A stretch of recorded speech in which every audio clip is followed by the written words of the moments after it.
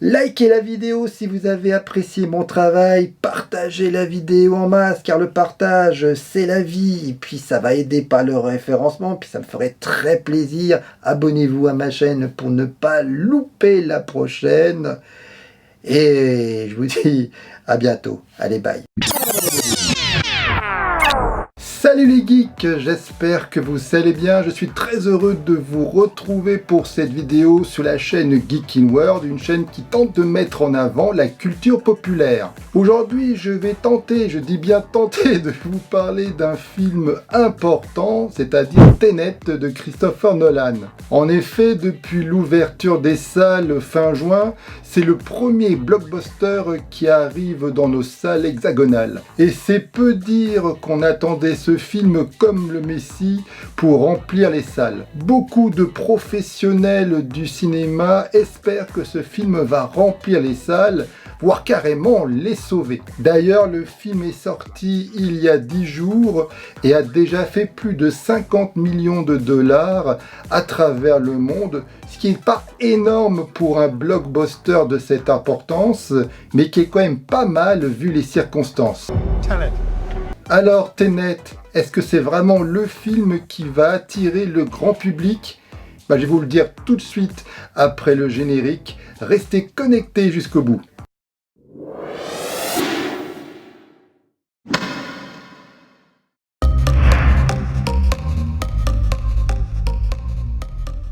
This reversing the flow of time doesn't us being here now mean it never happened.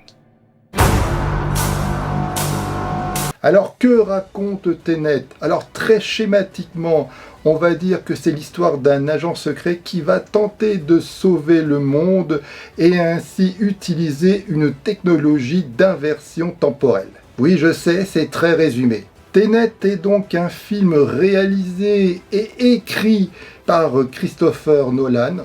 Le budget de ce film est de 205 millions de dollars.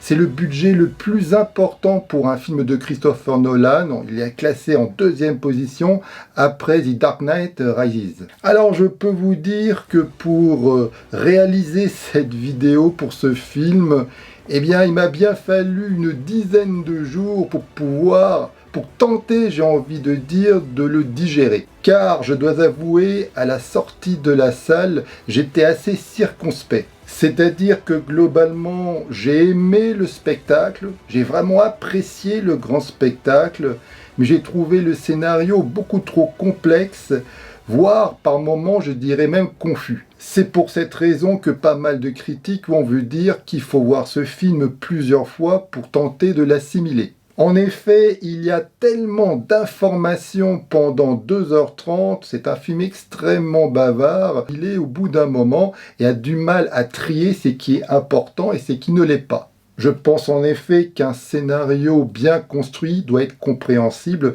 dès la première vision. C'est peu dire que Tenet est vraiment une œuvre clivante qui va vraiment énormément diviser. Et c'est d'ailleurs le cas, on voit sur internet, il y a vraiment des pour et vraiment des très contre. Personnellement, je me place au milieu, c'est pas un film que j'ai adoré, mais ce n'est pas un film que j'ai détesté non plus.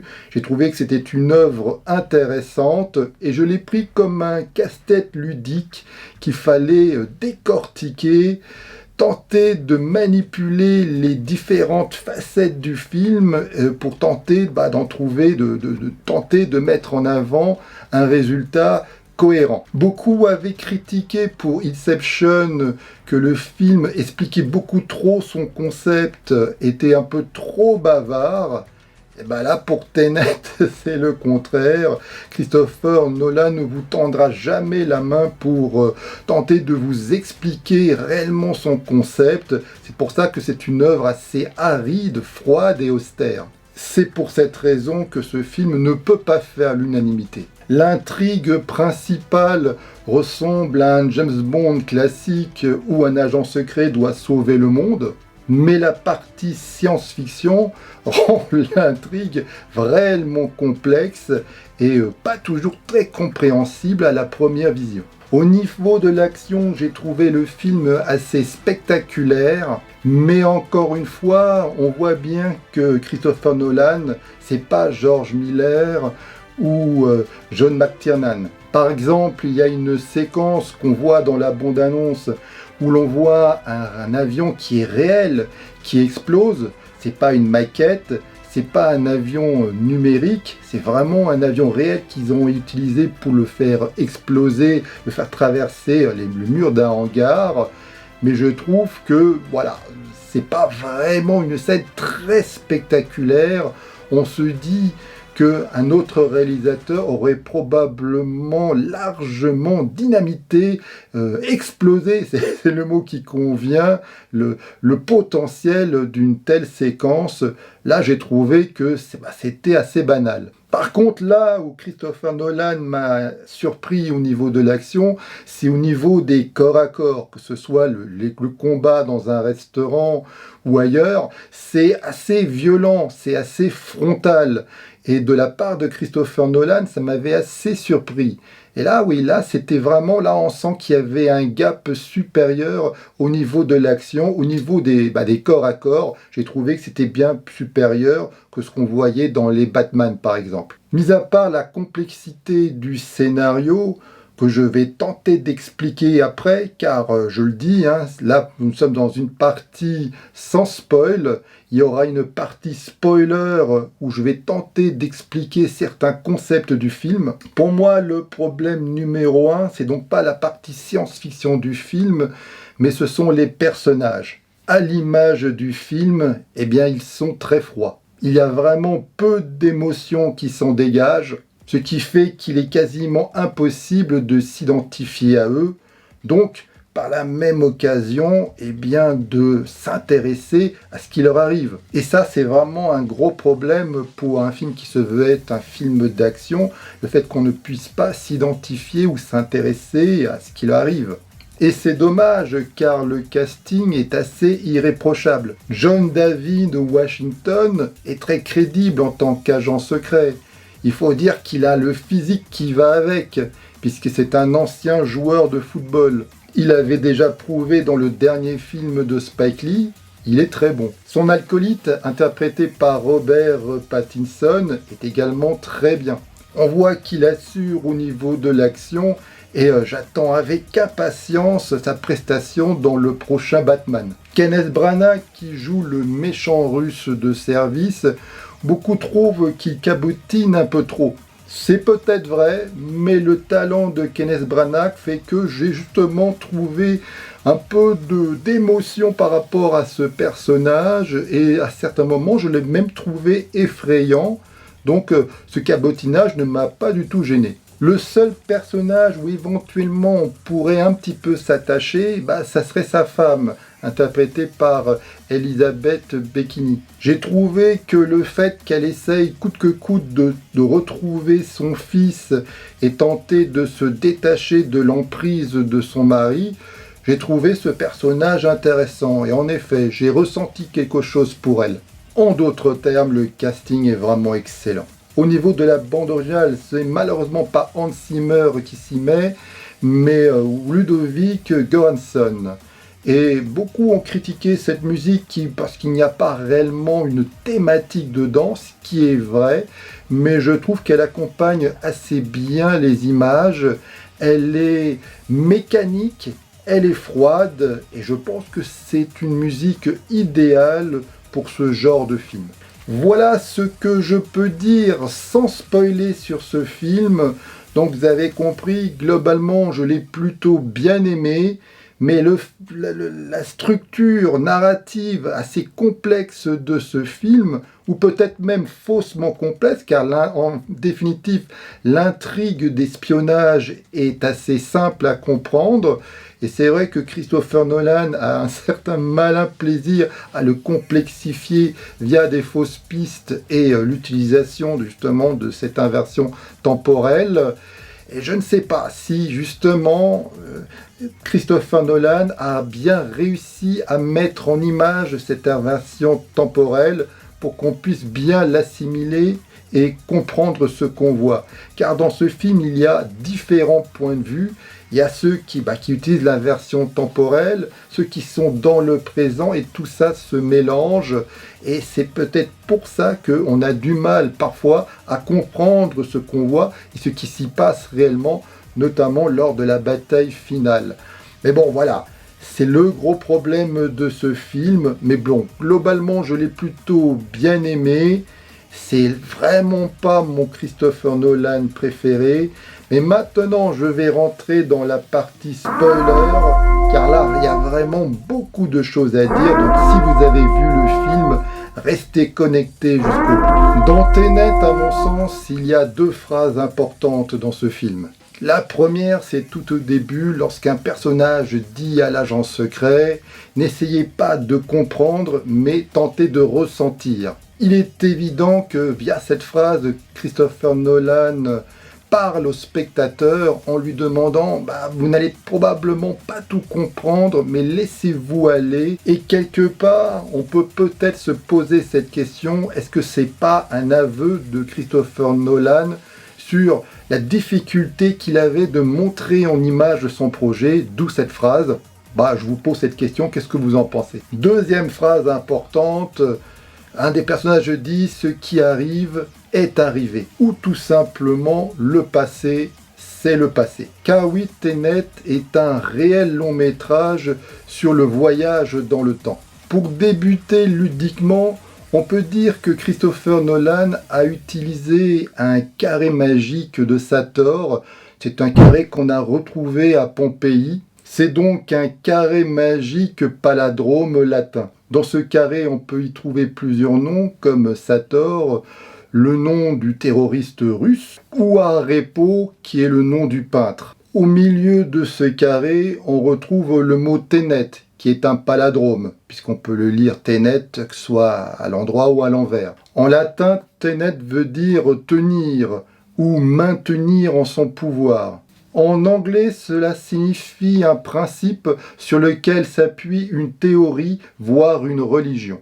Dans cette théorie d'inversion du temps, beaucoup y voient l'effet Doppler.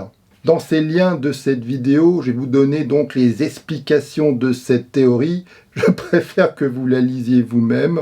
Disons que par rapport à un son, suivant où vous avancez ou vous reculez, le son peut être aigu ou grave par exemple.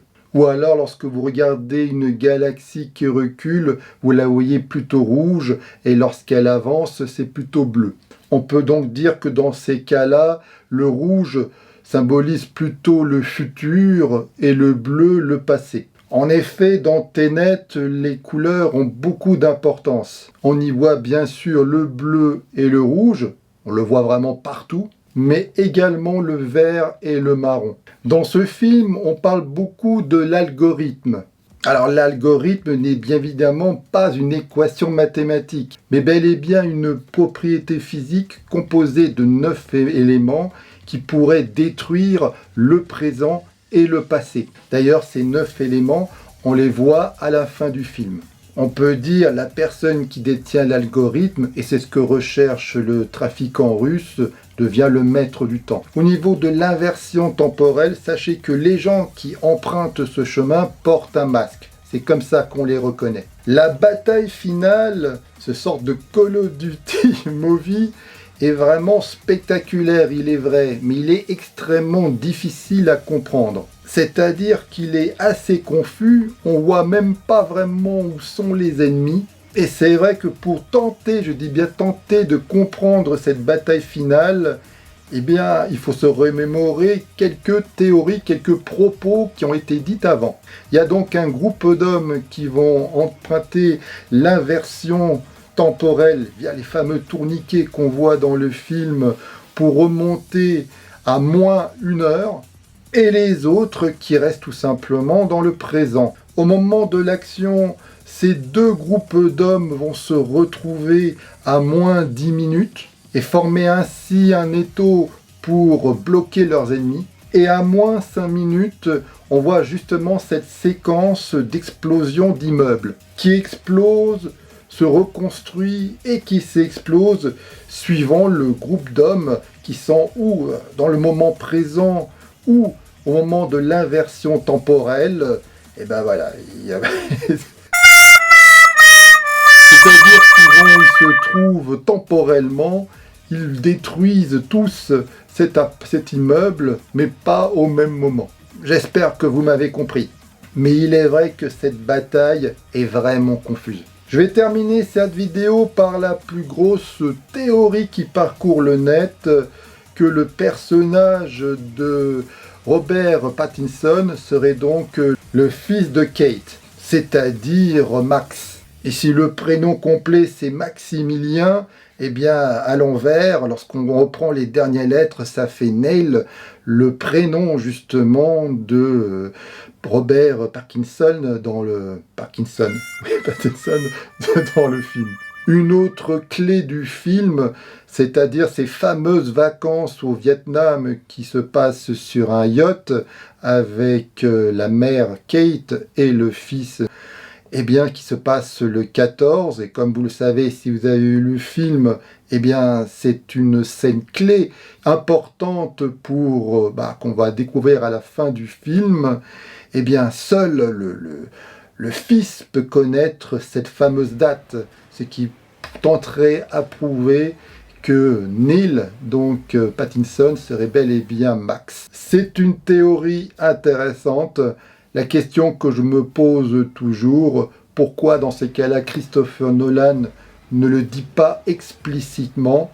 Pourquoi faut-il terroriser pour tenter de le comprendre, de le savoir?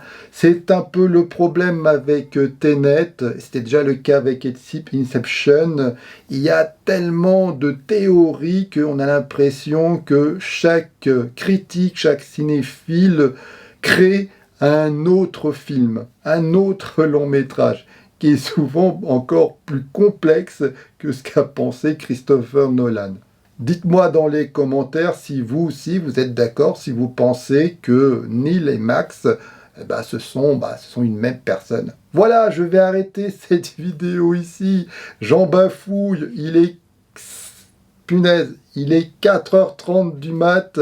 Donc là, je suis hyper crevé, mais je voulais absolument faire cette vidéo. J'espère que globalement, vous l'avez apprécié.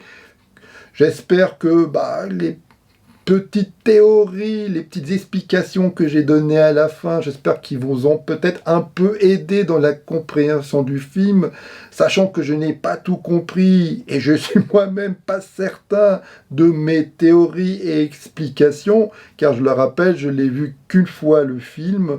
Donc dites-moi dans les commentaires si vous êtes d'accord avec moi ou si vous avez d'autres théories, bien évidemment, et surtout là, vraiment, je serais vraiment très intéressé à vous lire.